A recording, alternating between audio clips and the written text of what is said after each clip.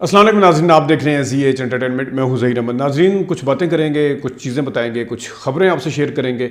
Maria B ने सज्जल अली के ऊपर क्यों तनकीद की है उस पर बात करेंगे। और मारिया वास्ती ने आयशा उमर के साथ जो थाईलैंड के बीच के ऊपर उनकी तस्वीर थी 12 साल पुरानी, उसके हवाले से क्या बात की है उस पर बात करेंगे। आमिर खान से रब्ता किया है, आमिर खान ने सलमान खान से रब्ता किया है, क्यों किया है। और पठान फिल्म का जो गाना है जिसके वाले से बड़ा कहा जा रहा है कि सजाद अली के गाने की कॉपी थी, असल में वो नाहिद अख्तर के किस गाने की कॉपी है और इसकी पूरी बड़ी दिलचस्प दास्तान है, यहाँ तक हम पहुँचे कैसे हैं, तो इस पर बात करेंगे। शुरू हम कर लेते हैं। सज्जल अली के ऊपर तनकीद की है। मारिया बी फैशन डिज़ाइनर है, उन्होंने कहा कि ट्रांसजेंडर एजेंडा जो है वो फैलाया जा रहा है। जो इंस्टाग्राम के ऊपर मारिया बी ने एक तस्वीर स्क्रीनशॉट शेयर किया और उसमें कहा कि अनकही ड्रामे का जो सीन है उसमें सज्जल अली बैठी हैं, पीछे दूसरी फिल्मों के पोस्टर भी हैं, वहाँ पे जॉयलैंड फिल्म का पोस्टर भी लगा हुआ है। वैसे मारिया बी साहिबा से मैं ये कहना चाहूँगा कि क्योंकि नई फिल्में हैं, ड्रामों के हवाले से जब कोई फिल्मी पोस्टर लगते हैं तो हमेशा पुरानी फिल्मों में या ड्रामों में भी देख लें, उसी ज़माने की फिल्मों के पोस्टर ज़्यादा लगाए जाते हैं। तो मेरे ख्याल में अगर बाकी फिल्मों के पोस्टर लगे हुए थे तो उसमें जॉयलैंड का पोस्टर भी लगा हुआ है, तो ये एक इत्तेफाक भी कह सकता है, इसको आप बेनिफिट ऑफ डाउट भी दे सकते हैं, दिया जा सकता है यहाँ पे, क्योंकि ये इस टाइम लगी हुई थी। लेकिन बहरहाल उन्होंने कहा कि पाकिस्तान को बचाते बचाते अपनी जो मजहबी इक़दार हैं और हम किस तरफ जा रहे हैं, और ये बाकायदा प्लानिंग के तहत ट्रांसजेंडर एजेंडा जो है फैलाया जा रहा है। क्योंकि जॉयलैंड आपको पता है कि जिस मौजू के ऊपर बनी है जिस तरीके से, तो मारिया बी की तरफ से इस किस्म की सख्त तनकीद हुई है। वैसे आगे एक और जो ख़बर है वो है मारिया से रिलेटेड ही, यानी मारिया वास्ती। नाज़रीन, आपको याद होगा 12-13 साल पहले कुछ थोड़ी सी काबिल एतराज़ किस्म की तस्वीर आई थी मारिया वास्ती की और आयशा उमर की, जहाँ पे वो बीच पे बैठी हुई हैं थाईलैंड के बीच पे, और वो तस्वीर के ऊपर लेके इन दोनों को काफ़ी तनकीद का निशाना बनाया गया था उस वक्त, और अच्छा खासा लताड़ा गया था। क्योंकि दोनों टीवी की आर्टिस्ट हैं, अमूमन टीवी के आर्टिस्ट जो हैं वो इस किस्म की तस्वीर उनके सामने नहीं आती। फिल्मी आर्टिस्ट हों तो लोग थोड़ा इग्नोर भी कर देते हैं, लेकिन पाकिस्तान के अंदर खैर इन तस्वीर को लेकर अगर फिल्मी आर्टिस्ट की भी इस किस्म की होती तो वो शायद इतनी जल्दी से इग्नोर ना होती। लेकिन मारिया वास्ती ने बताया कि जिस वक्त हम वहाँ पे गए थे तो हम वहाँ छुट्टियाँ गुजारने के लिए गए थे, तो हमने अपने प्राइवेट जो ग्रुप है, दोस्त हैं, उनके साथ ये तस्वीर शेयर की थी। तो वहाँ से एक दोस्त ने इन तस्वीर को इंटरनेट के ऊपर शेयर कर दिया था, जिसके बाद अच्छा खासा शोर पड़ा था। तो ये है कहानी उन तस्वीर की जो थाईलैंड के बीच के ऊपर मारिया वास्ती और आयशा उमर की आई थी। अगली जो कहानी है वो है आमिर खान ने रब्ता किया है सलमान खान साहब से। दोनों ने कभी इस तरह, आमिर खान का एक किस्म का पहला रब्ता है जो अपनी फिल्म के लिए उनको मरकज़ी किरदार में लेना चाहते हैं। वो इस चीज़ के ऊपर क्लियर ये चीज़ नहीं है कि आमिर खान उसमें उस फिल्म में ख़ुद भी काम करेंगे या नहीं। अगर ख़ुद काम करेंगे तो यकीनन ये एक अलग सी फिल्म होगी, क्योंकि इन दोनों ने, मेरा नहीं ख्याल, मुझे याद नहीं पड़ता, शाहरुख खान और सलमान खान ने एक साथ बहुत काम किया हुआ है। बहुत तो नहीं कह सकते, लेकिन काम किया हुआ है। लेकिन आमिर खान ने जैसे शाहरुख खान के साथ काम नहीं किया हुआ, इस तरह मुझे याद नहीं पड़ता कि सलमान खान साहब के साथ भी आए हैं। अगर वो कहीं आए हों तो कोई इस तरह की फिल्म हो तो मुझे याद नहीं है कम अज़ कम। लेकिन इसमें क्योंकि उनकी थोड़ी सी गेस्ट अपीयरेंस थी, थोड़ा काम है उसमें जो पठान में सलमान खान का, और इससे पहले सलमान खान कुछ कुछ होता में भी एज ए गेस्ट अपीयर हो चुके हैं, और हम तुम्हारे सनम उसमें भी आए थे। लेकिन जो आमिर खान है उन्होंने कहा कि मैंने स्टोरी एक बनाई है, या उनके जहन में स्टोरी है, स्क्रिप्ट है, उसके ऊपर उन्होंने बकौल उनके वो 6 महीने से काम हो रहा था। लेकिन बहरहाल रब्ता जो है वो सलमान खान साहब से अभी किया है। और इसमें मैं कंस्पिरेसी थ्योरी ये दे दूं कि क्योंकि राइवलरी मशहूर है आमिर खान और शाहरुख खान की, तो शाहरुख खान की फ़िल्म ने जो है वो 4 साल के बाद आके जितने आमिर खान के और सलमान खान की 100 करोड़ क्लब की फ़िल्मों के रिकॉर्ड थे वो सारे के सारे तोड़ दिए हैं। और एक फ़िल्म ने सारी फिल्मों को चारों शाने चित कर दिया। एक चाल चली, जिस तरह कहते हैं ना वो फिल्म में भी, कि एक ऐसी चाल चलूँगा कि चारों शाने चित। तो ये इस फिल्म की पठान के रिलीज़ से एक ऐसी एक किस्म की शाहरुख खान की तरफ से चाल चली गई है, या कह लेंगे उनकी किस्मत अच्छी थी फिल्म में। अमूमन ज़ाहिर उन्होंने प्लान करके की है, 4 साल के बाद थी।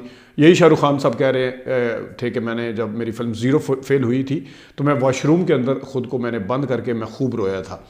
तो पिछली वीडियो में हम बता चुके हैं जो जो फिल्में उनकी मुसलसल ऊपर तले फेल हुई थी वो सारी। लेकिन यहाँ पे यकीनन आमिर खान के जहन में कहीं ना कहीं ये नया रिकॉर्ड कायम करने की कोशिश अब की जाएगी। ज़ाहिर इस तरह का हेल्दी मुकाबला होना भी चाहिए, लेकिन ज़िद्दबाजी के साथ नहीं होना चाहिए। बहरहाल शाहरुख खान की फ़िल्म ने जहाँ 3-3 और 4-4 फिल्में मिस्टर परफेक्ट और जो है सलमान की सुल्तान की शामिल थीं इस क्लब के अंदर, वो 3 और 4-4 फिल्में एक तरफ रह गई हैं और पठान उन सब से ऊपर चली गई है बिज़नेस के अतबार से भी। इस फिल्म ने जितना बिज़नेस किया है, पठान को लेके एक और कहानी है।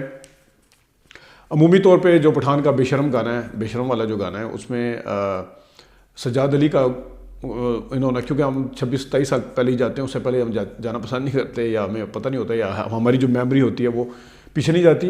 वैसे तो जो सजाद अली का नाम लेके इंडियन कुछ यूट्यूबर्स ने या व्लॉगर्स ने बताया कि बेशरम गाना जो है वो सजाद अली की फ़िल्म का सजाद अली ने जो गाया था, अब के हम बिछड़े तो शायद ख्वाबों में मिले। असल में ये जो गज़ल है ये मेहदी हसन साहब की है। तो अगर आपने बेशरम मिलाना ही था उसको उसके साथ यूँ कहे कि अब के हम बिछड़े तो शायद ख्वाबों में मिले, तो फिर वो मेहदी हसन के गाने को मिलाया जा सकता था।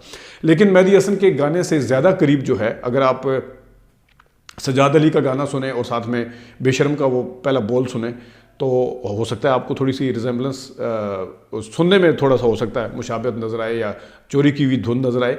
लेकिन मैं जिस दिन से मैंने गाना सुना था, मैंने इसके ऊपर अभी तक बात नहीं की थी मेहदी हसन। आज क्योंकि वो मुझे मिल गया गाना, तो मैं इसलिए बात कर रहा हूँ कि अगर मेहदी हसन और इसका मिलाया जाए या सजाद अली का इसके साथ मिलाया जाए, तो धुन आप दोनों मैच करके खुद देख सकते हैं कि किसके साथ ज़्यादा मिलती। सजाद अली वाले की मैच कर लें या मेहदी हसन की, सजाद अली के मेहदी हसन सजाद अली की चले मैच कर लेते हैं। ये सुने ज़रा।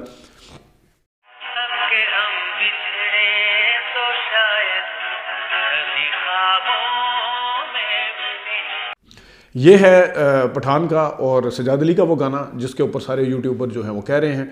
मैं उस दिन से सोच के थक गया। मैंने ताहिर मसूद साहब से भी रब्ता किया, मैंने उनसे पूछा कि हमें तो लूट लिया मिल के हुस्न वालों ने, तो ये किस फिल्म का गाना था, ये कब आया था, या फिल्म का नहीं था, किसका था, किसी कवाल का था, क्या था। लेकिन उन्होंने मुझे तफसील बताई, लेकिन जिस वक्त मैंने उनको सारे उनकी धुनों को प्ले किया तो कहीं पे मुझे मैच करता हुआ नज़र नहीं आ रहा था बिल्कुल भी। हमें तो लूट लिया मिल गए हुस्न वालों, वो नहीं था। सुनने में लगता है ऐसा था जैसे बेशरम का गाना जब आप सुनते हैं तो एकदम से आपको आता है, फील आती है कि जिस तरह उसकी भी नकल है, लेकिन बहरहाल ये धुन उसकी नहीं थी।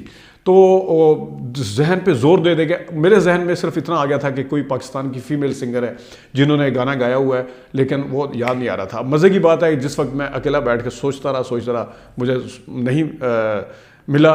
कल इस्लामाबाद में जिस वक्त हमारा प्रोग्राम ख़त्म हुआ तो नीचे हम अपने बॉस के साथ गपशप कर रहे थे खड़े हुए, तो पीछे $1 शॉप है साथ ही, वहाँ पे ये गाना बेशरम का लगा हुआ था। अब मेरे जहन के अंदर उस वक्त साथ साथ मैं बात भी कर रहा था, लेकिन मेरा ध्यान फिर उधर चला गया कि ये गाना किसका है। तो वहीं खड़े खड़े मुझे याद आया कि ये नाहिद अख्तर का एक गाना था, उसको लेके इस धुन को चुराया गया है बेशरम वाला। और वो गाना कौन सा था? फिल्म थी मिस बैंकॉक, डायरेक्टर शायद 1986 की फिल्म है और डायरेक्टर शायद इकबाल अख्तर साहब थे अगर मैं गलती पर नहीं कहूँ। मिस सीरीज़ वैसे शमीम आरा बनाती थी, लेकिन ये 86 की फिल्मों में हमने आपको बताया भी था, शायद इकबाल अख्तर साहब थे। और फिल्म नाहिद अख्तर का गाना था, पिक्चराइज हुआ था बाबरा शरीफ साहिबा के ऊपर। अब आप पहले ये गाना सुने, मैं चंद ख्वाब सजा लूँ अगर इजाज़त हो।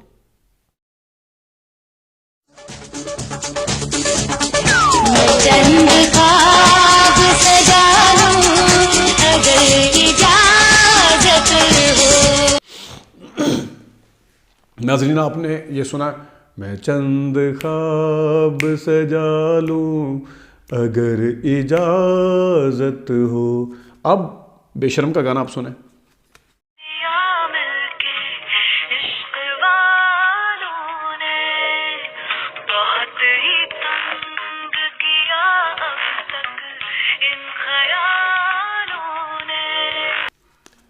ये है जनाब। अब ये दोनों गाने आप मिला के भी सुन सकते हैं, मिला के अगर मेरे एडिटर इसको कर सकें तो दोनों का बेशरम के जो ऑडियो और इसकी ऑडियो और वीडियो दोनों अगर हम आपको सुनाएं, सिर्फ 2 बोल शुरू के, तो ये सुने ज़रा।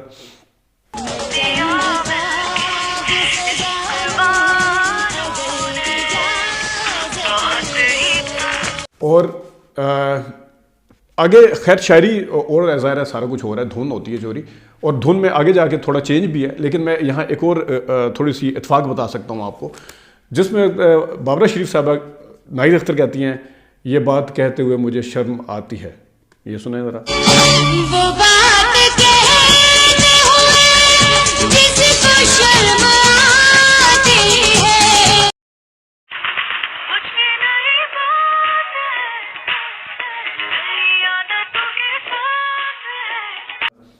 और इसी किस्म की शर्म नहीं बल्कि बेशर्मी की बात कर रहे हैं दीपिका, और वहाँ का गाना जो है, तो वो बात का मेरा मकसद यहाँ पे शर्म और बेशर्मी नहीं है, यहाँ पे मैं बात करते हुए वो बात को मैं हाईलाइट करना चाह रहा हूँ, यहाँ पे नहीं है। लेकिन शुरू में आपने जो सुना है इसको सुना है, और नाहिद अख्तर साहबा के हवाले से अगर इसके ऊपर कोई क्लेम श्लेम ना लगे तो मैं थोड़ा सा एक स्टेंजा और सुना देता हूँ, चलें आपको इजाज़त लेने से पहले।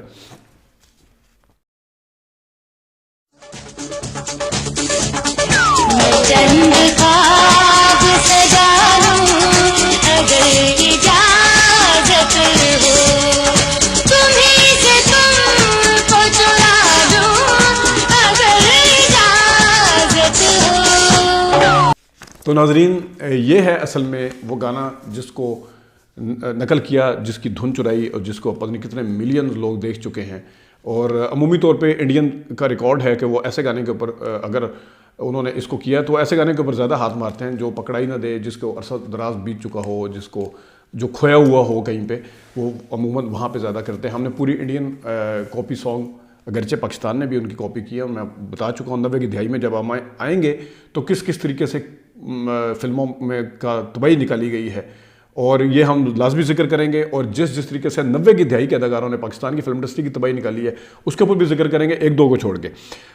लेकिन बहरहाल ये वारदात थी जो हमने आपको बतानी थी। अपना ख्याल रखिएगा। अभी तक के लिए इतनी इजाज़त दीजिए। अल्लाह हाफ़िज़।